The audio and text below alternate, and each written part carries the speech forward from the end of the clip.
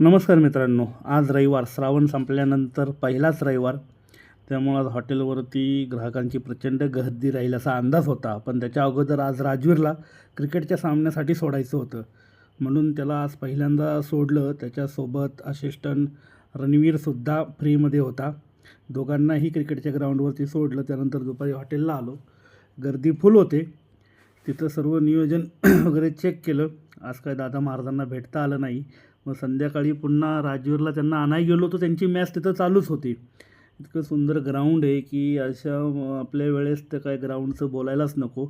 त्यानंतर न्यायला आलेल्या पालकांच्याच हस्ते मुलांचा सत्कार करण्यात आला मेडल देऊन. आणि त्या ठिकाणी असा विषय आहे की टीम हारली तरी त्यांना मेडल आणि ट्रॉफी दिली जाते. म्हणजे आपल्या वेळेस होतं त्याच्या पूर्ण विरुद्धच कार्यक्रम आहे सगळा. आणि या मुलांचं सगळं ते पाहून म्हणजे एकदम छान वाटलं. त्यानंतर सर्वांना पारितोषिक वगैरे देऊन फोटो काढला, त्यांना ट्रॉफी दिली.